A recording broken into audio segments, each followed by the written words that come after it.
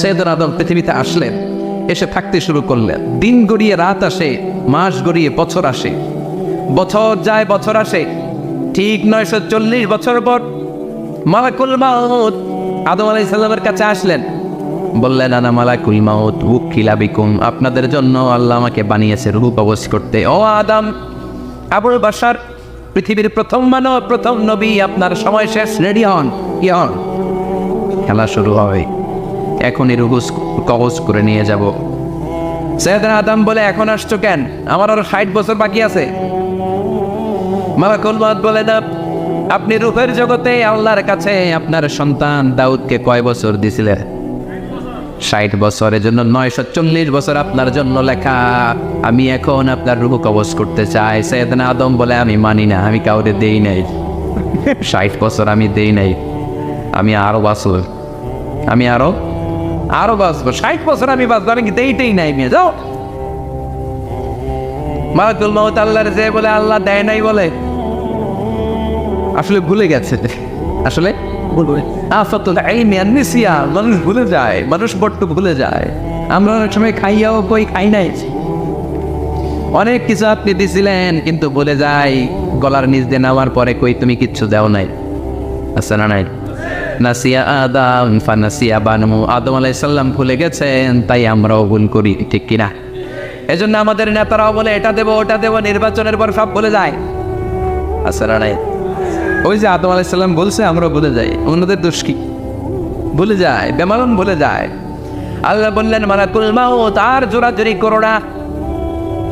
940 নয়, ঠিক 1000 বছর পরে আদমের কাছে যাবা। আমি আমার আদমের ভাগ্যে এই জিনিসটাই রেখে দিয়েছিলাম রে মালাকুল মাউত।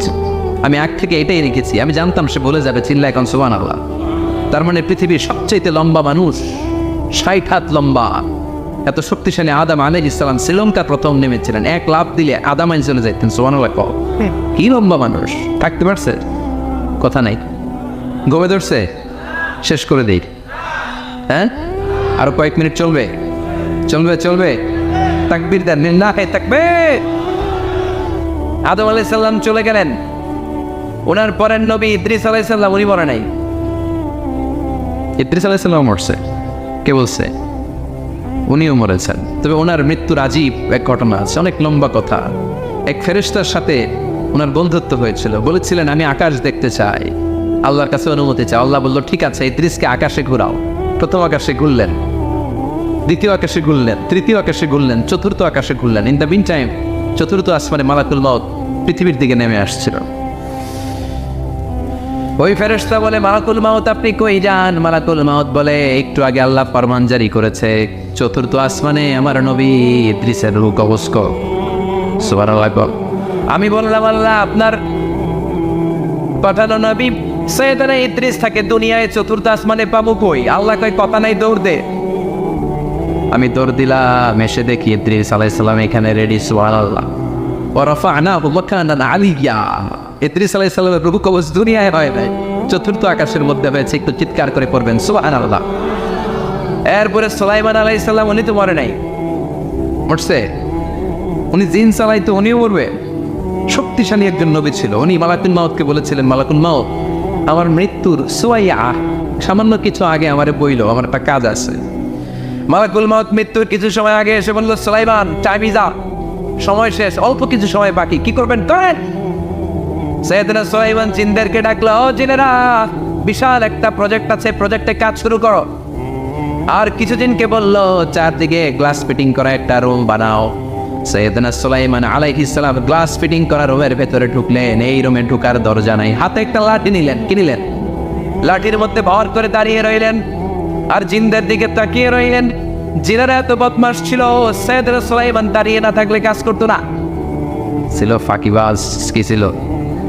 দাঁড়ায় না থাকলে আজও লোকজন কাজ করতে চায় না, ঠিক কিনা? মালিক দাঁড়ায় থাকলে ঠিকই কাজ হয়ে যায়। সুলাইমান আলাইহিস সালাম লাঠির মধ্যে ভর দিয়ে দাঁড়িয়ে রইলেন আর বললেন, কাজ করো। জিনেরাও কাজ শুরু করলো। ওদিকে মালাকুল মাউত এসে বলে, ও সুলাইমান সময় তো শেষ। সুলাইমান বলে, সমস্যা নাই, রূহ কবজ করো। উনি লাঠির মধ্যে ভর দিয়ে দাঁড়িয়ে রইলেন। গ্লাস ফিটিং করার রুমের ভিতরে কোরআন সাক্ষী।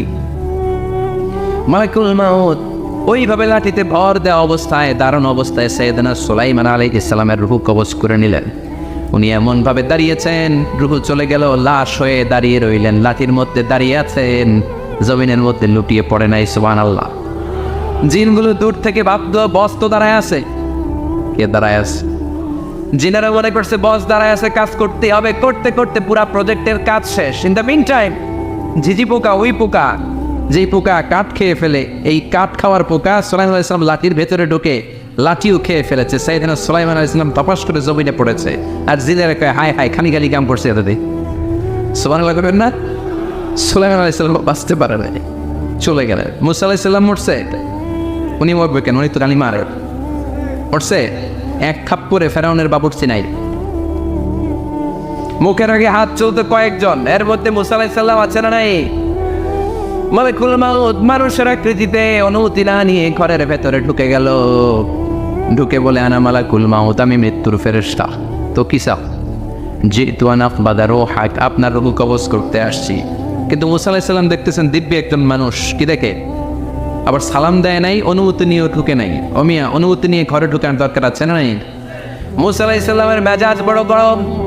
উনি বললেন কি করবি? কয় আপনারে মারবো। কয় এদিকে আয়।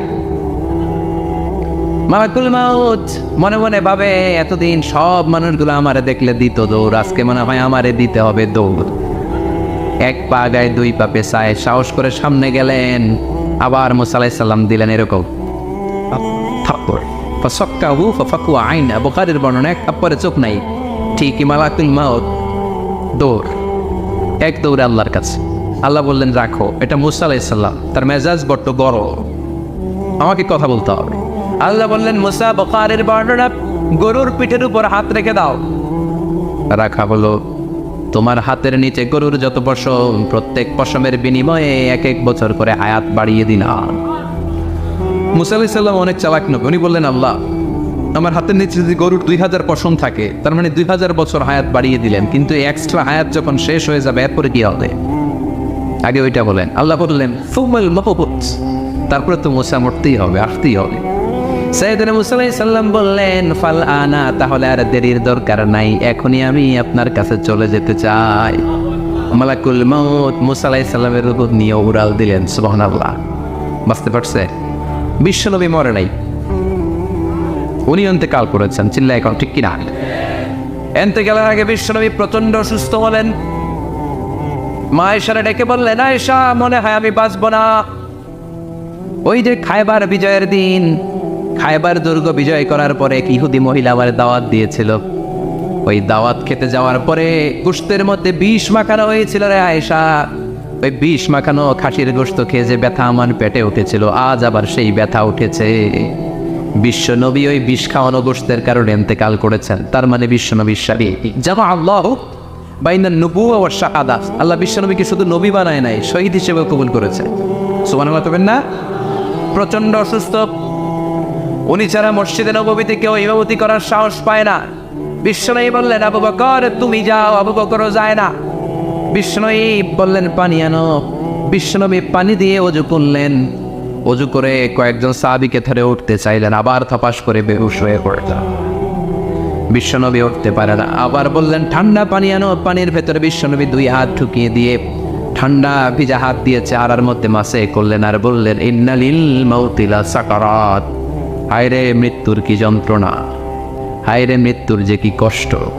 অবিয়া বিশ্বনবী যদি মৃত্যুর কষ্টে কাতরায়, আমাদের অবস্থা কি? আমাদের নসিবে কি আছে? আল্লাহ তুমি বাঁচাও, পড়ে না আমি। বিশ্বনবী কাঁদছেন, সাহাবারা একের পর এক দেখতে আসে, কান্নার রোল পড়ে গেল চারদিকে।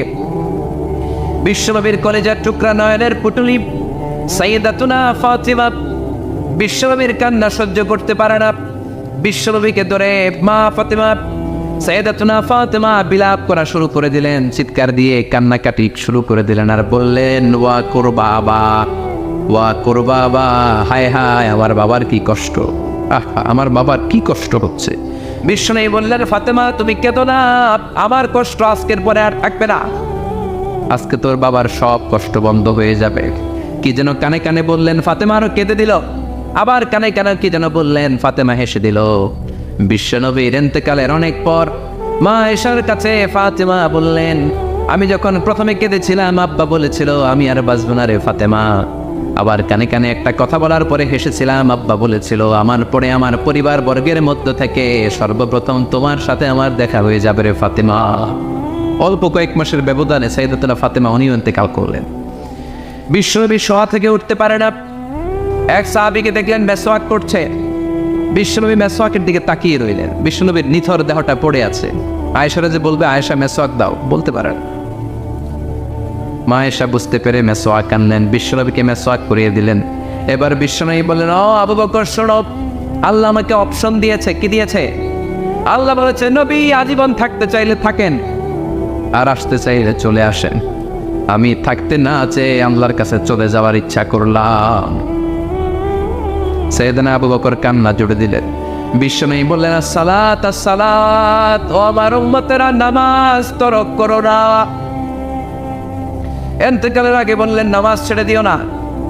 আর বললেন ওয়ামা মালাকাত আইমানুকুম, তোমাদের অধীনস্থ কর্মচারীদের সাথে খারাপ আচরণ করো। ঘাম শুকানোর আগে পয়সা দিয়ে দিও। আর হাত দুটো উঁচু করে বললেন আল্লাহুম্মা ইলা রাফিকিল আলা, ও আল্লাহ আমি আপনার কাছে যেতে চাই।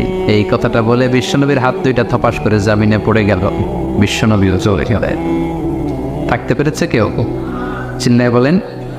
এজন্য আমরা আল্লাহর কাছে ইমানই মৃত্যু চাই। কি মৃত্যু? আমরা উত্তম মৃত্যু চাই। চিল্লায় বলেন কি মৃত্যু? এজন্য মরণের আগে ইমান নিয়ে মরার দরকার আছে না নাই? বিশ্বনবী দোয়া করতেন আল্লাহুম্মা রযুকনা হুসনাল খাওয়াতিম, ও আল্লাহ আমাদের শেষটা যেন ভালো হয়। শেষ কথা বলি, এদিকে তাকা, মনোযোগ আছে। বলতেন আল্লাহুম্মা রযুকনা হুসনাল খাওয়াতিম, ও আল্লাহ আপনি আমাদেরকে ইমানের মৃত্যু দেন, আমাদের শেষটা ভালো করেন। কারণ সব ভালো তার শেষ ভালো। জানেন না এটা আপনারা? সব ভালো তার শেষ ভালো। আজীবন ইসলামের পক্ষে, আজীবন নামাজি মুত্তাকি, মরার আগে কাফের হয়ে মনে এরকম আছে না? মরার আগে শাহবাগের মঞ্চে উঠে ভাষণ দেয় ভাইয়েরা আমার আছে না নাই? আবার আজীবন কাফের, ইসলামের বিরোধী, ইন্তেকালের আগে কালিমা পড়ে সব মাফ করায় আছে না নাই? বিশ্বনবীর শ্বশুর আবু সুফিয়ান, নাম শুনছে? বদরের যুদ্ধে বিশ্বনবীর বিরুদ্ধে, মক্কায় বিশ্বনবীর ঘুমাতে দেয় নাই। উহুদের যুদ্ধে বিশ্বনবীর সাথে ফাইট, খন্দকের যুদ্ধে বিশ্বনবীর সাথে মারামারি, আহজাবের যুদ্ধে কিলাকিলি, সারাটা জীবন বিশ্বনবীর সাথে মারামারি। মক্কা বিজয়, কালিমা পড়ে মুসলমান হয়েছে। গোটা জীবনে যা অন্যায় করেছে সব মাফ করে দিয়েছে কে? এজন্য আমরা আল্লাহরে বলি আল্লাহ কালিমাটা পড়তে পড়তে যেন আমরা মরতে পারি। চিৎকার করে পড়ে না আমিন। জিহাদের ময়দানে এক সাহাবা যুদ্ধ করতে লাগলেন। বুখারীর বর্ণনা, যুদ্ধ করতে করতে কাফেরদেরকে মারতে মারতে, হাদিসের ভাষ্য লা ফাযা ওয়ালা শাযা ইল্লা ইয়াদরিবুহা বিসাইফি, তার সামনে যত কাফের আসে সে কচু কাটা করে। অন্য সাহাবীরা খুশি হয়ে যায়। অন্য সাহাবীরা বলে আজকের সব সওয়াব এই সাহাবী পেয়ে যাবে। কিন্তু বিশ্বনবী হঠাৎ করে একটা কথা বললেন, ওই কথা শুনে সাহাবীরা অবাক। বিশ্বনবী বললেন হুয়া ফিন্নার, ও জাহান্নামে যাবে। কই যাবে? জিহাদের ময়দানে এক মুজাহিদ সাহাবী কাফিরদেরকে মেরে শেষ, কিন্তু বিশ্বনবী বললেন কই যাবে? কথা কয় না। এক সাহাবী কয় ঘটনা কি? এত বড় মুজাহিদ ফি সাবিলিল্লাহ কেন জাহান্নামে যাবে? আমি লুকিয়ে লুকিয়ে দেখি। লুকিয়ে লুকিয়ে ওই সাহাবী দেখে মুজাহিদ সাহাবী যুদ্ধ করতে করতে কাফিরদের বিশাল একটা ঘাটির ভেতরে ঢুকে গেল। মারতে মারতে মারতে মারতে হঠাৎ এক কাফেরের আঘাতে এই মুজাহিদ সাহাবীর ডান হাতটা কাটা পড়ে গেল। এবার ডান হাত দিয়ে ফিনকি দিয়ে রক্ত বের হতে শুরু করলো। মুজাহিদ সাহাবী আর যন্ত্রণা সহ্য করতে পারে না। যন্ত্রণা সহ্য করতে না পেরে কাতরাতে কাতরাতে নিজের হাতের ছুরিটাকে জমিনের মধ্যে গেড়ে দিয়ে ছুরির উপরে ছাপিয়ে পড়ল। পেটের এই দিক দিয়ে ঢুকে ওপাশ দিয়ে বের হয়ে গেল, এফার ওপার হয়ে গেল। মানে আত্মহত্যা করলো, ঠিক কিনা? জাহান্নামী নাই? কথা কর। লুকিয়ে লুকিয়ে যে সাহাবা দেখেছে চিৎকার দিয়ে বিশ্বনবীর কাছে যেয়ে বলে আশহাদু আন্নাকা রাসূলুল্লাহ, ও নবী আপনি যে আসল নবী, কোনো সন্দেহ নাই, আমি লুকিয়ে লুকিয়ে দেখেছি। ওই মুজাহিদ সাহাবা বেঁচে নাই, সে কাফেরের আঘাতে শহীদ হয় নাই, নিজের পেটে নিজে ছুরি ঢুকিয়ে আত্মহত্যা করেছে। আজীবন বিশ্বনবীর সাথী, মরার আগে জাহান্নামী। আমরা কেউ জানি না আমাদের শেষটা কেমন হবে। এজন্য আমাদের শেষটা ভালো হোক, ভেরি সেন্সিটিভ ইস্যু। আমাদের শেষটা ইমানের হোক, এখন যেমনি মাথা ঠিক আছে, বুদ্ধিমত্তার সাথে শাহাদাত বাক্যের উপর যেন আমরা মরতে পারি, আমরা পড়ি আমিন। চিল্লায় পড়েন আমিন। কি করে বুঝবেন মৃত্যুটা ভালো হলো? এক নম্বর আলামত আন-নুতকু বিশ-শাহাদা, মরার আগে আওয়াজ করে জিকির করে কেউ যদি পড়তে পারে লা ইলাহা ইল্লাল্লাহু মুহাম্মাদুর রাসূলুল্লাহ সাল্লাল্লাহু, এটা হচ্ছে আলামাতু হুসনিল খাতিমা। আপনার মৃত্যুটা যে ভালো মৃত্যু হয়েছে এটার আলামত। কি মৃত্যু? সবাই বলেন ভালো মৃত্যু আমরা চাই কি চাই না? ভালো মৃত্যুর এক নম্বর আলামত কালিমা পড়ে যদি মরতে পারে। বিশ্বনবী বলেন মান কানা আখিরু কালামিহি লা ইলাহা ইল্লাল্লাহ, যে ব্যক্তির সর্বশেষ কথাটা হবে, বাক্যটা হবে লা ইলাহা ইল্লাল্লাহ, দাখালাল জান্নাহ, সে জান্নাতি হয়ে যাবে। সুবহানাল্লাহ পড়ে। এরপরে বিশ্বনবী বললেন আল মুমিনু ইয়ামুতু বিজাবি ইরকিল জাবিন, মুমিন যখন মারা যায় তার কপাল ঘেমে যায়। সুবহানাল্লাহ পড়েন। হাত ঘামে না, পা ঘামে না, মুমিনের কপাল ঘামে। সুবহানাল্লাহ। এজন্য কেউ মারা গেলে কপালের মধ্যে হাত দিবেন, দেখবেন এই ঘামের মধ্যে একটা জান্নাতি ঘ্রাণ আছে। সুবহানাল্লাহ। আল্লাহ, আমরা যখন মরে যাব আমাদের কপালটা যেন এরকম ঘেমে যায়। আমিন পড়েন আর জোরে আমিন। আল মুমিনু ইয়ামুতু বিআরাকিল জাবিন, মুমিন মারা গেলে তার কপাল ঘামে। কপাল ঘামলে বুঝতে হবে এটা ভালো মৃত্যু, ইমানি মৃত্যু। চিল্লায় বলেন ঠিক কিনা? এরপরে বিশ্বনবী বললেন ফি লাইলাতিল জুমা, জুমার রাতে যদি মরে, আও ফি শাহরি রমাদান, কিংবা রমজান মাসে যদি মরে, আও ফি সাফারিল হজ, কিংবা হজের সফরে যদি মরে। বাংলার জমিন থেকে অনেক হাজিরা হজ করতে যায়, অনেকে ওইখানে যে আরাফাতের ময়দানেও মারা যায়, এরকম হাজি আছে না? খুশনসিব, এটা খুশনসিব। আলহামদুলিল্লাহ পড়ে। মনের পথে অবিচল থেকে আমার মরণ যেন হয়। চিল্লায় পড়ে না আমিন। তার মানে কে কোথায় মরবো আমরা কেউ জানি নাকি? ওমা তাদরি নাফসুম বিআইয়ি আরদিন তামুত, কোন জায়গায় মরবা, কখন মরবা কেউ আমরা জানি না, কিন্তু মরবো সবাই জানে, ঠিক কিনা? কুল্লু নাফসিন যায়িকাতুল মাউত, প্রত্যেকটি আত্মার মৃত্যুবরণ করতে হবে, এটা আমরা সবাই জানি। The most certain thing in life is death, but the most uncertain thing in our life is the time of death. এই জীবনের সবচেয়ে সুনিশ্চিত বিষয় হলো মরণ, সবচেয়ে অনিশ্চিত বিষয় হলো মরণের সময়। চিল্লা এখন ঠিক কিনা? মরবো যে আমরা সবাই জানি, কিন্তু কোথায় মরবো আমরা কেউ জানি? জানি আমরা সবাইকেই মরতে হয়, জন্মালেই মরতে হবে, চলে যেতে হবে, থাকা যাবে না। এটাই হলো পৃথিবীর পদ্ধতি। জীবনের সবচাইতে নির্মম ঘটনা হচ্ছে মরণ, সবচাইতে ভয়ঙ্কর অভিজ্ঞতা কোনো প্রাণীর জন্য সর্বোচ্চ এবং সবচাইতে ভয়ঙ্কর অভিজ্ঞতা হচ্ছে মৃত্যু। এবং এত ভয়ঙ্কর অভিজ্ঞতা, এই অভিজ্ঞতাটা কারো কাছে শেয়ার করে যাওয়া যায় না। মরার সময় কেউ বলে যেতে পারছিল আমার মরতে এমন লাগছে, কইতে পারছে? কেমন লাগছে বলতে পারে? বলা যায় না। তার আগেই চলে যেতে হয় শৈশব, কৈশোর, যৌবন, বার্ধক্য, প্রৌঢ়ত্ব, বয়সের ছাপ, কালো চুল দাড়ি সাদা হয়ে যাওয়া, দাড়ি চুলের শুভ্রতা, দুর্বলতা। This is the circle of life. ছোট্ট ছিলাম, বড় হলাম, সিঙ্গেল ছিলাম, ডবল হলাম, তারপরে বাবা হলাম, তারপরে শ্বশুর হলাম, তারপরে নানা হলাম, তারপরে চলে যেতে হবে। This is the circle of life. চিল্লায় বলেন ঠিক কিনা? এই যে মুরব্বীরা, দাড়ি পাকা মুরব্বী যারা আছে, আপনারা কি মনে করছেন মায়ের পেট থেকে মুরব্বী হয়ে বেরিয়েছিল? কিরকম বের হয়েছিল? তারাও ওয়া ওয়া করেছে, এরাও ফিডার খাইতো, এই চাচারা খায় নাই? এরাও ফিডার খেত, এরাও মায়ের বুকের দুধ খেত, এরাও ছোট্ট বাচ্চাদের মতো গরমকালে পানির মধ্যে ডুবাইতো। স্কুল ফাঁকি দিয়ে বাচ্চারা ডুবায়, আসে না নাই? উখিয়াতে এরকম নাই। আর ছোট্ট বাচ্চা ছিল, বড় হলো, বার্ধক্যে উপনীত হলো। This is the circle of life. চলে যেতে হবে। বিশ্বনবী বললেন আমার উম্মতি মা বাইনা সিত্তিনা ইলা সাবঈন, আমার উম্মতের গড় বয়স হলো 60 থেকে 70। এই উম্মতের গড় বয়স কত? 60 থেকে 70। ওয়া আকাল্লুহুম মাইয়াজুজু যালিক, অল্প কিছু মানুষ আছে যারা 70-এর বেশি হায়াত পায়। এখানে 70-এর বেশি আছেন কারা? হাত তোলেন দেখি তো।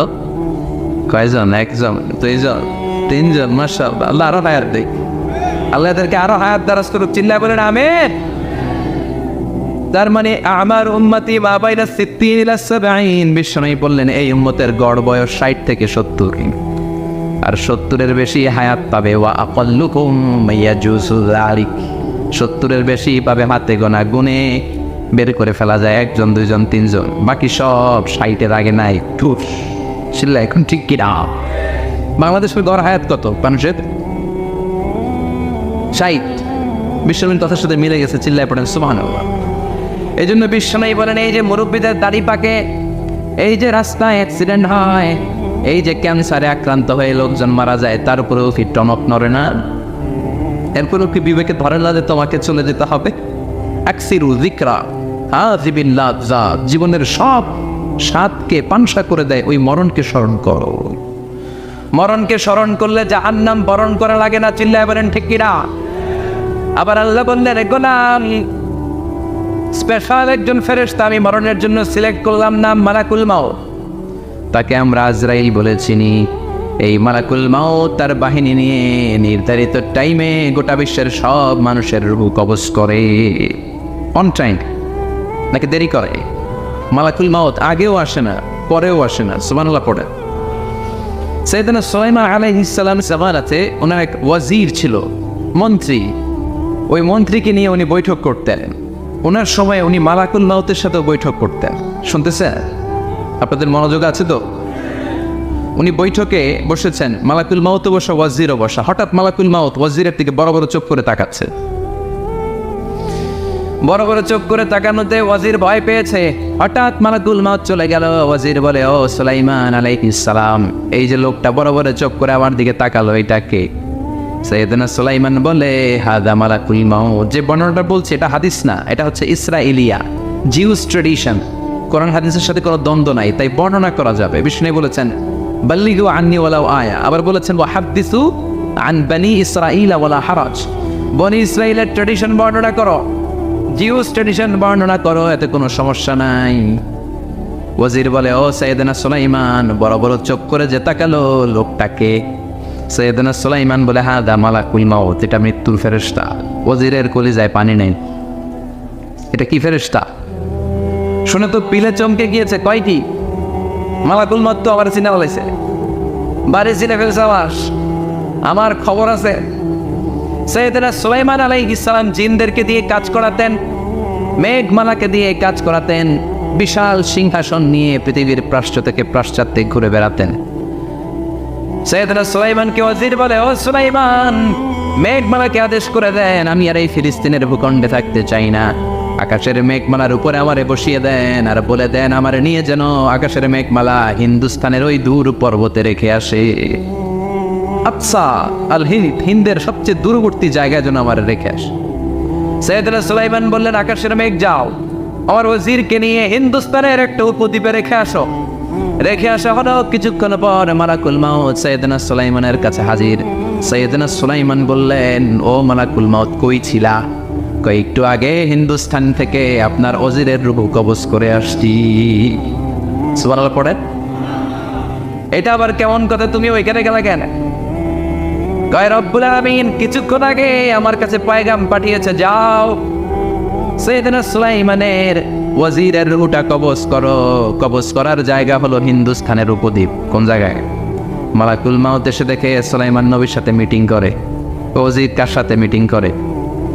সুলাইমান নবীর সাথে। কিন্তু ফরমানে লেখা রূহ কবজ করতে হবে কোথায়? হিন্দুস্তানে। সুবহানাল্লাহ করবেন না? এই জন্য বড় বড় চোখ করে আমি তাকিয়েছি, আর মনে মনে ভাবলাম টাইম তো নাই, কারণ মৃত্যু তো অন টাইমে হতে হয়, এখনই ওর রূহ কবজ করতে হবে। কেমন করে ওইখানে যাবে আমি জানি না, আমি আগে চলে যাই। মালাকুল মাউত চলে গেল, যে দেখে ওই জায়গায় ওয়াজির হাজির।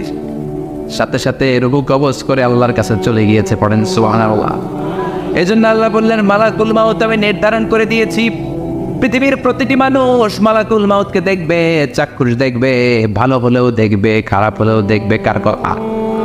ভালো মানুষ যদি হয়, আল্লাহওয়ালা যদি হয়, ইসলাম প্রিয় যদি হয়, ডান পন্থে যদি হয়, মৃত্যুর সময় মালাকুল মাউত আলা সূরাতি শাবিন আলা আহসানি সূরা, একজন যুবকের আকৃতিতে চমৎকার ধবধবে সাদা একটা জুব্বা পরে জান্নাত থেকে জান্নাতি কাপড় নিয়ে হানুত মিন হানুতিল জান্নাত, জান্নাতের সুগন্ধি নিয়ে মুমূর্ষু রোগীর মাথার সামনে এসে বসে যায় আর দেহটার ইঙ্গিত করে বলে, ইয়া আইয়াতুহান নাফসুত তাইয়্যিবা, ও পবিত্র আত্মা।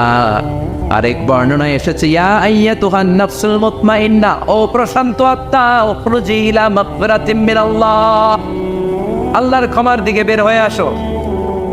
উখরুজি ইলা মাগফিরাতিম মিনাল্লাহি ওয়া রিদওয়ান, আল্লাহর ক্ষমার সন্তুষ্টির দিকে রুহুটা বের হয়ে আসো। স্মুথলি বলার সাথে সাথে মুমিনের দেহ থেকে রুহুটা বের হয়ে আজরাইলের হাতে চলে যায়। স্মুথলি বলার সাথে সাথে স্বাচ্ছন্দ্যে আনন্দে মুমিনের দেহ থেকে রুহুটা সা করে বের হয়ে মালাকুল মউতের হাতে এসে পড়েন সুবহানাল্লাহ। আল্লাহ, এমন মৃত্যু তুমি আমাদের নসিবে রেখে দিও, চিৎকার করে পড়েন আমিন। আর যারা ইসলাম মানে নাই, আর যারা কোরআন মানে নাই, আর যারা দিন কায়েমের আন্দোলন করে নাই, দিনকে ভালোবাসে নাই, বাম আর রামপন্থী ছিল, নাস্তিক ছিল, ইসলাম বিরোধী ছিল, তাদের কাছেও মালাকুল মাউত আসে কি আসে না? চিল্লায় বলে না, সে কি আসে না? তাদের কাছেও আসে, কিন্তু আলা সূরাতি আকবাহি রাজুল, একজনের চেহারা যত ভয়ঙ্কর হতে পারে, যত নিকৃষ্ট হতে পারে, এরকম ভয়ঙ্করতম নিকৃষ্ট দুর্গন্ধওয়ালা একটা চেহারা নিয়ে আসে। রিজলাহু ফিল আরদ, পা থাকে জমিনে, রাসুহু ফিস সামা, হাদিসের বর্ণনা, পা দুইটা জমিনে, মাথা আকাশে। এসে ধমক দিয়ে জালিমের মাথার সামনে এসে বলে, ইয়া আইয়াতুহান নাফসুল খাবিসা, হে পাপাত্তা, হে অপবিত্র আত্মা, উখরুজি ইলা সাখাতিল্লাহি ওয়া গাদাবিহি, আল্লাহর রাগের দিকে, আল্লাহর অসন্তুষ্টির দিকে বের হয়ে আয়। মালাকুল মাউতের এই অর্ডার পাওয়ার সাথে সাথে রুহুটা কিন্তু বের হয় না। মুমিনের রুহুকে ডাক দিলে যেমনি স্মুথলি বের হয়, কাফিরের রুহু এভাবে বের হয় নাই। কথা বলেন, রুহুটা ডানে যায়, ফাতাতাফাররা, একবার রুহুটা ডানে যায়, আবার রুহুটা বায়ে যায়, আবার সামনে যায়, পায়ে যায়, হাতের মধ্যে ঢুকে ডানে বায়ে যায়। মালাকুল মাউত আবার ধমক দিয়ে বলে, ইয়া আইয়াতুহান নাফসুল খাবিসা, পাপাত্তা, বের হয়ে আয়। রুহুটা আবার ডানে যায়, বায়ে যায়, সামনে যায়, পেছনে যায়। এবার খপাস করে মালাকুল মাউত রুহুকে ধরে টান হরে, সারা দেহটা থেকে প্রাণ রস সিক্ত করতে করতে দেহ থেকে রুহুটাকে টেনে হিচড়ে বের করে আনে। আর মুমূর্ষু রোগীটা চিৎকার মারতে থাকে, পড়েন না আউযু বিল্লাহ। একটা জীবন্ত ছাগলের চামড়াগুলো জবাই না দিয়ে কেউ যদি টেনে টেনে বের করে, ছাগল জবাই হয় নাই, কিন্তু চামড়া এক পাশ থেকে টেনে টেনে টেনে হিচড়ে আপনি গা থেকে বের করলে যত কষ্ট হয়, এর চেয়েও বেশি কষ্ট দিয়ে মালাকুল মাউত বামপন্থী আর কাফিরদের রুহুটা দেহ থেকে বের করে আনে, পড়েন না আউযু বিল্লাহ। আমাদের রুহুটা যেন আল্লাহ, মুমিনদের রুহু আপনি যেভাবে কবজ করেন, ওইভাবে যেন আমাদের রুহুটা বের হয়ে আসে। আর জোরে পড়েন আমিন। এজন্য আল্লাহ বললেন, বাল তু'থিরুনাল হায়াতাদ দুনিয়া ওয়াল আখিরাতু খায়রুম ওয়া আবকা, পাগলের মতো ওহাচ্ছন্ন হয়ে এই দুনিয়াটার পেছনে ছুটে বেড়াও, এই দুনিয়া আসল নয়, আখিরাত হলো আসল। চিল্লায় বলেন ঠিক কিনা? অস্থির, আমরা ব্যস্ত দুনিয়ার লোভে আর মোহে পড়ে, আমাদেরকে যে মরতে হবে, চলে যেতে হবে, এটা ভাবার সময় আমাদের নাই। চিল্লাই এখন ঠিক কিনা? এজন্য বলা হয়, মুতু ক্বাবলা আন তামুতু, মরার আগে একবার মরো। হাসিবু ক্বাবলা আন তুহাসাবু আলাইক, তোমার হিসাব কিয়ামতের দিন করার আগে তুমি তোমার হিসাব করো। জীবনে কি কি পাপ করেছি আমি জানি, আমার চেয়ে ভালো কেউ জানে না। চিল্লায় বলেন ঠিক কিনা? কি কি অন্যায় করেছি আমার হৃদয়ের মধ্যে কথাগুলো আছে না নাই? পৃথিবীর কেউ না জানলেও আমি জানি কি জানি না? পৃথিবী না জানুক আমি তো জানি, আমি কি পাপ করেছি হায়। পৃথিবী না জানুক আমি তো জানি, আমি কি পাপ করেছি হায়। আমার পাপের করলে বিচার, বাঁচার উপায় নাই আমার। দয়াময় প্রভু মাফ করো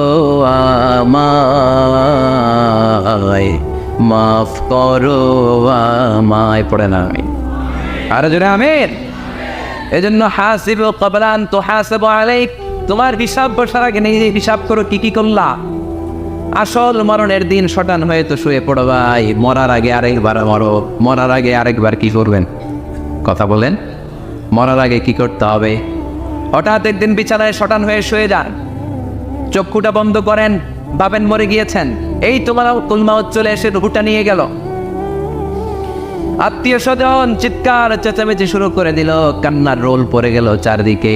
মাইকের মধ্য দিয়ে, মসজিদের মাইকে অ্যানাউন্স হয়, অমুক এলাকার নিবাসী অমুক ভাই আমাদের মধ্যে দুনিয়ায় নাই, তার জানাজা হবে আজকে এশার নামাজের পর। সবাই এসে রুহের মাগফিরাত করে, সবাই আপনারে দেখতে আসবে, কেঁদে কেঁদে লোকজন আপনারে কবর দিতে আসবে। চিল্লায় বলেন ঠিক কিনা? কেঁদে কেঁদে সবাই আসবে, দেখার জন্য আসবে। ছেলেগুলো কাঁদবে, স্ত্রী কাঁদবে, বাবা মা কাঁদবে, বন্ধু বান্ধব কাঁদবে, আর ঘরের মধ্যে রাখা হবে না। এবার আপনাকে গোসল দেওয়ার পালা। চক্ষু বন্ধ করে চিন্তার দরকার আছে না নাই? কথা বলেন। হঠাৎ করে, হঠাৎ করে শুনবি একদিন আমার মৃত্যুর খবর।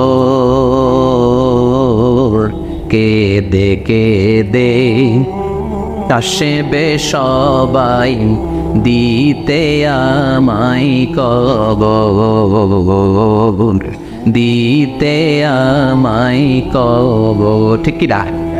একটু চোখটা বন্ধ করে ভাবেন, আপনাকে গোসল দেওয়া হবে, জামাগুলো খোলা হবে। এত টাকা দিয়ে যে দামি গোসলখানা টাইলস লাগিয়ে ঘরে বানালেন, আপনার শেষ গোসলটা কি ওই দামি গোসলখানায় হবে? লাশ যেখানে দোয়া হয় ওই জায়গায় দোয়া হবে, আপনাকে কাফন পরানো হবে। আপনার কলিজার টুকরা ছোট বাচ্চাটারে বলা হবে, আব্বু দেখে যাও তোমার বাবারে শেষবারের মতো দেখো। আপনার বাবা মা শেষবারের মতো একটা নজর দিয়ে আপনার চেহারাটা দেখে নিবে। বন্ধু বান্ধবরা শেষবারের মতো একবার আপনারে দেখে নিবে, জানাজার জায়গায় নেওয়া হবে। হবে না এই ঘটনাটা আমাদের? হ্যাঁ, হবে কি না? হাজার হাজার মানুষ শেষ বিদায় দেওয়ার জন্য আসবে। চারটা তাকবীর দিয়ে ইমাম নামাজ শুরু করবে, আল্লাহু আকবার, আল্লাহু আকবার, আল্লাহু আকবার, আল্লাহু আকবার বলে নামাজ শুরু করবে। নামাজ শেষ, এবার পালকিতে করে কবরে যাওয়ার পালা। আহা, যেতেই হবে, যেতেই হবে।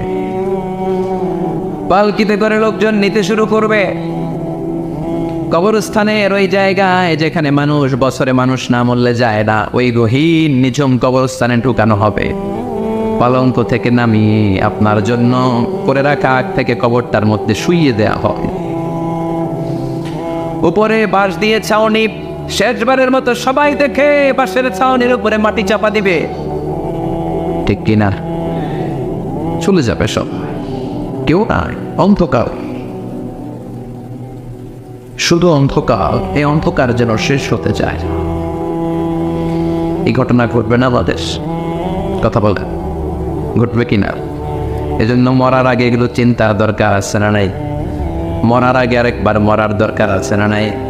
এজন্য রব্বুল আলামিন বলেন, বাল তুসিরুনাল হায়াতাদ দুনিয়া ওয়াল আখিরাতু খায়রুন ওয়া আবকা। এই দুনিয়ার জীবনটাকে তোমরা আসল জীবন মনে করো, এটা আসল জীবন নয়। আসল জীবন হলো কবরের জীবন। চিল্লায় বলেন ঠিক কি না? আল্লাহ তোমার এই দুনিয়ায়,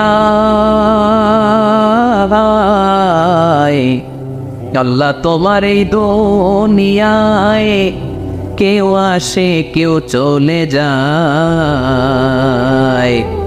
তবু তোমার ভয়ে কারো কাঁদে না হৃদয়।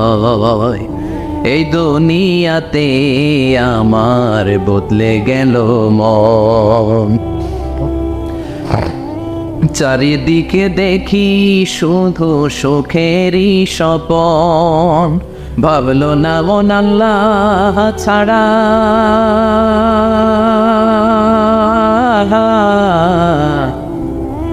ভাবলো না মন আল্লাহ ছাড়া নেই কোনো উপায়, তবু তোমার ভয়ে কারো কাঁদে না হৃদয়। ঠিক কিনা? আসে আর চলে যায়। প্রতিদিন মাইকে অ্যানাউন্স শুনি, অমুক এলাকার অমুক লোক নাই, দাদা গেল, বাবা গেল, বড় ভাই গেল, আত্মীয় স্বজন গেল, আমাকেও যেতে হবে, এই চিন্তা মাথায় নাই, চিল্লা এখন ঠিক কিনা। এজন্য লাইফটা হলো one time, one chance, second কোনো চান্স আপনাকে দেয়া হবে নাকি? কাফেররা বলবে ইয়া রাব্বি আরেকটা সুযোগ দেন, লাউ আন্না লানা কাররা ইয়ানি মাররা, আল্লাহ আরেকটা সুযোগ যদি পেতাম দুনিয়াতে ভালো করে আসতাম। আল্লাহ বলবেন ইন্নাহা কালিমাতুল কাইলুহা, এটা শুধু তাদের মুখের কথা, তাদেরকে আবার সুযোগ দিলেও তারা কিচ্ছু করবে না, চিল্লা এখন ঠিক কিনা। এজন্য একটা চান্স আমরা পেয়েছি, এই দুনিয়ার ওয়ান চান্সে আমরা ভয় পাবো একজনকে, চিল্লায় বলেন তিনি কে? এজন্য যেতে আমাদেরকে হবে, এই মরণ থেকে পালানোর কোনো সুযোগ কেউ পালাতে পারে নাই। এই মরণ হলো আখিরাতের প্রবেশদ্বার। মরণ নামক পালকিতে চড়ে আমরা কবরের ভেতরে ঢুকি। মরণ হলো প্রথম পর্ব, কবর হলো দ্বিতীয় পর্ব, যেরকম ঠিক কিনা। এজন্য বিশ্বনবী বললেন আল কবর রাউদাতুম মিন রিয়াদিল জান্নাহ ওয়া হুফরাতুম মিন হুফারিন নার। কবর হলো কারো জন্য জান্নাতের বাগান, কারো জন্য জাহান্নামের গর্ত। আমরা বলি আল্লাহ আমাদের কবরটারে জান্নাতের বাগান বানাও। আর জোরে পড়েন আমিন। আবার বিশ্বনবী বললেন ইন্নাল কবরা আউয়াল মানজিল মিন মানাজিলিল আখিরা। কবর হলো আখিরাতের মানজিলগুলোর প্রথম মানজিল। আখিরাতে একটার পর একটা অনেকগুলো স্টেশন আপনাকে পার হতে হবে। প্রথম স্টেশনটার নাম হলো কবর। প্রথম স্টেশনের নাম কি? এই কবর নামক স্টেশনে যদি আপনি মাফ পেয়ে যান, সামনের সব স্টেশনগুলোতে মাফের ব্যবস্থা করবে কে? আল্লাহ। আর কবর নামক স্টেশনে যদি ধরা খেয়ে যান, আপনার মায়ের আসারা নেই। লাশটাকে যখন রাখা হয়, লাশটা চিনে কে আমারে রাখলো, কে আমাকে ধৌত করলো, কে আমারে কাফন পড়ালো। এজন্য বিষ্ণুই বলেছেন মৌর্ষের সামনে বসে বসে পড়ো লা ইলাহা ইল্লাল্লাহু মুহাম্মাদুর রাসূলুল্লাহ নাফতিনু মাউতাকুম। লা ইলাহা ইল্লাল্লাহ, মৌর্ষের সামনে দাঁড়িয়ে দাঁড়িয়ে পড়ো লা ইলাহা ইল্লাল্লাহ। এই লা ইলাহা হচ্ছে জীবিতদের জন্য কালিমা, আর আমরা মরার পরে এই জিকির করি, ঠিকই না? আমাদের দেশের অনেক জায়গায় লাশ নিয়ে কবরে যাওয়ার সময় লা ইলাহা পড়ে না। না, এটা আগের জিকির, মরার আগের জিকির। মরার আগে আপনাকে অ্যানাউন্সমেন্ট দিতে হবে আল্লাহ ছাড়া কোনো ইলাহ নাই, বিশ্বনবী হচ্ছেন শেষ নবী এবং রসুল, চিল্লায় বলেন ঠিক কি না? লাশটাকে যখন রেখে দেওয়া হয়, বিশ্বনবী যত মানুষকে কবরে রেখেছে তারপরে দাঁড়িয়েছেন আর বলেছেন ইস্তাগফিরু লিআখিকুম, তোমার ভাইদের জন্য তোমরা দোয়া করো, ফাইন্নাহু আনা ইউসাল, এখনই তাকে কবরে সওয়াল করা হবে। কবরে প্রশ্ন আসছে না নাই? কথা বলেন। বিশ্বনবী খাদিজাতুল কুবরা, ওনার প্রথম স্ত্রী খাদিজাতুল কুবরা তাহেরাকে কবরের মধ্যে রেখে দিয়ে কাঁদতে শুরু করলেন, চোখের পানি ছেড়ে অনেক দোয়া করলেন। দোয়া শেষে সব সাহাবারা ঘরে ফিরে যায়, বিশ্বনবী যায় না। সাইয়েদনা আবু বকর বললেন ও নবী চলেন ঘরে যাই, অনেক তো দোয়া করলেন। বিশ্বনবী বললেন আবু বকর তুমি যাও, আমি যাব না। এইটা সাধারণ মহিলা না, এটা বিপদের দিনের সঙ্গিনী খাদিজা। মক্কায় যখন আমার কেউ ছিল না, খাদিজা আমারে ভুলে নাই। 3 বছর কাফিররা আমাকে জেলখানায় বন্দি রেখেছে, নাম শিয়াবে আবি তালেবের জেলখানা। আমার স্ত্রী ওই জেলখানার জীবনেও আমারে ছাড়ে নাই, আমার সাথে 3 বছর খাদিজাও জেল খেটেছে। এই একটাই মহিলা, যেই মহিলাকে আল্লাহ আরশের উপর থেকে সালাম দিয়েছে, মহিলাটার নাম খাদিজা। আল্লাহু আকবার। আমার সব সন্তান আল্লাহ খাদিজার পেট থেকে দিয়েছে। ফাতেমাতুজ জোহরা খাদিজার মেয়ে, জাইনাব খাদিজার মেয়ে, উম্মে কুলসুম খাদিজার মেয়ে, রুকাইয়া খাদিজার মেয়ে, আবুল কাসেম বিশ্বনবীর ছেলে খাদিজার ছেলে, আব্দুল্লাহ যাকে তাইয়্যিব এবং তাহের নামে আমরা চিনি, সেও খাদিজার ছেলে। সুবহানাল্লাহ। ও আবু বকর, আমার এই কলিজার টুকরা প্রিয়তমা খাদিজারে রেখে দিয়ে কেমনে বাসায় যায়? তুমি যাও, আমি দাঁড়িয়ে থাকবো। এখনই মুনকার নাকির এসে খাদিজারে প্রশ্ন করবে, আমি দেখবো খাদিজা উত্তর দিতে পারে কিনা। আর প্রশ্নের উত্তর যদি ভুল করে ফেলে, কবরের উপর থেকে আমি নিজে প্রশ্নের উত্তর দিয়ে দেব।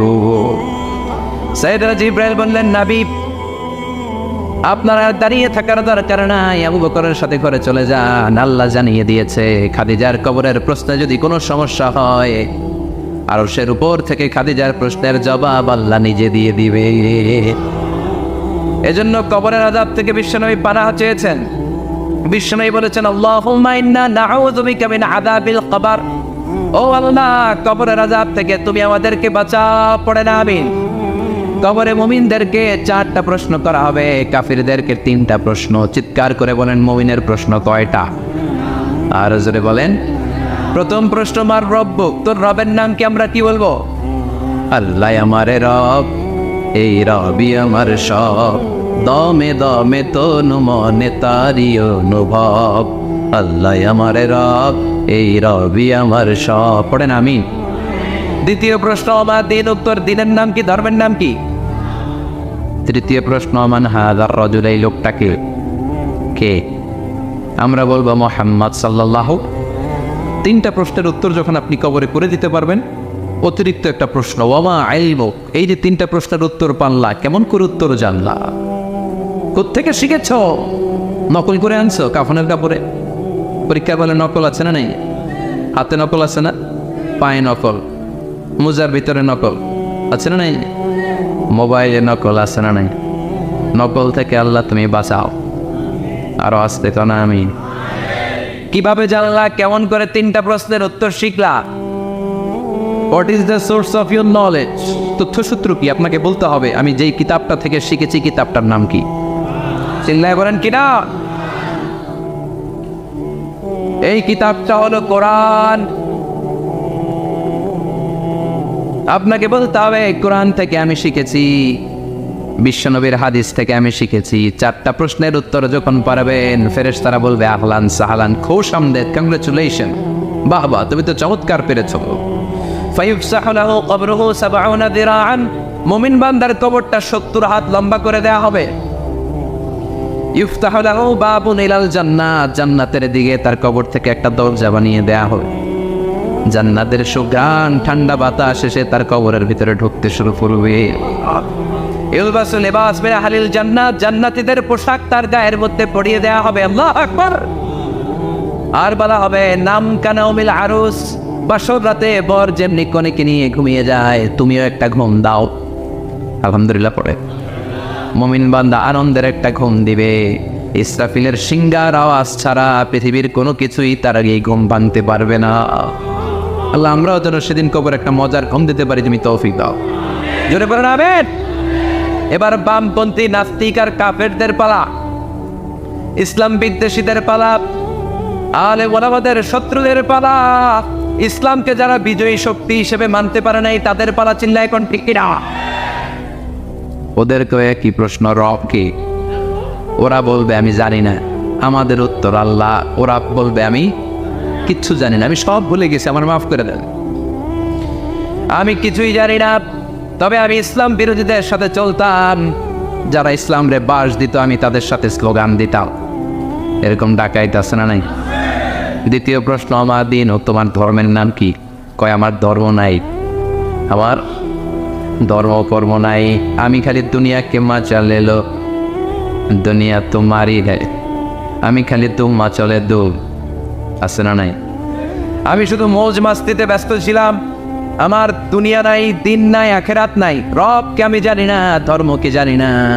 ইসলাম বিরোধী রাজনীতি আমি করতাম, মাও সেতুলের রাজনীতি, কার্ল মার্কসের রাজনীতি, বুশের রাজনীতি, ডোনাল্ড ট্রাম্পের রাজনীতি, বামপন্থীদের রাজনীতি। চিল্লায় কল ঠিক কিনা? কোনো ধর্ম নাই। এই লোকটাকে চিনো কিনা বলো। বিশ্বনবীর চেহারা দেখিয়ে বলা হবে এই লোকটাকে, কয় জানি না। এরা আমি মানতাম না, এরা আমি গালি দিতাম। এরকম জাহান্নামের নরকীট আর পিতৃ পরিচয়হীন জাহদ সন্তান বাংলার দেশেও আছে না নাই? এই মহামানবটাকে গালি দিয়ে পৈশাচিক আনন্দ পায়। পত্রিকায় লিখে, ব্লগের মধ্যে লিখে, ইন্টারনেটে কার্টুন বানিয়ে বানিয়ে পৈশাচিক ফুর্তি করে।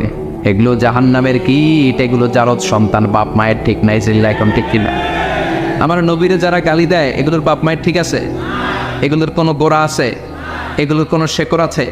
এগুলো আগাছা চিৎকার করে বলো ঠিক কিনা? বলবে আমি জানি না। ফেরেশতারা বলবে দাঁড়া, আমরা জানি। তোর সাথে কেমন আচরণ করতে হবে আমাদেরকে ট্রেনিং দিয়েছে কে? এবার শুরু হবে মাইর। কি শুরু হবে? কথা বলেন। মাইর। ফায়ুদরাবু বিমা তারিকা মিন হাদিদ, লোহার হ্যামার দিয়ে শুরু হবে মাইর। এক একটা হ্যামারের বাড়িতে মাথাটা ফেটে চূর্ণ বিচূর্ণ হয়ে যাবে, দেহটা জমিনের ভেতরে ৭০ গজ ডুবে যাবে, দেবে যাবে। ওর চিৎকারে কবরস্থানটাও থারথার করে কাঁপবে। আবার জামিনকে বলা হবে ইলতাইবি, চাপা দে। জামিনে ঢুকে যাওয়ার পরে জামিনের এপাশ থেকে একটা চাপা, মাটি চাপা, বাম দিক থেকে মাটি চাপা। দুই চাপায় ডান দিকের পাজর বায়ে চলে যাবে, বাম দিকের পাজর ডানে চলে আসবে, ওর চিৎকারে কবরস্থানটা থার থার করে কাঁপবে। আল্লাহ, এই ধরনের পরিস্থিতি থেকে তুমি আমাদেরকে বাঁচাও। আরো চিৎকার করে পরে বলে না আমি। আজকের এই আলোচনার পরেও কি আমাদের টনক নড়বে না? আজকের এই কথাগুলোর পরেও কি মৃত্যু নিয়ে আমরা ভাববো না?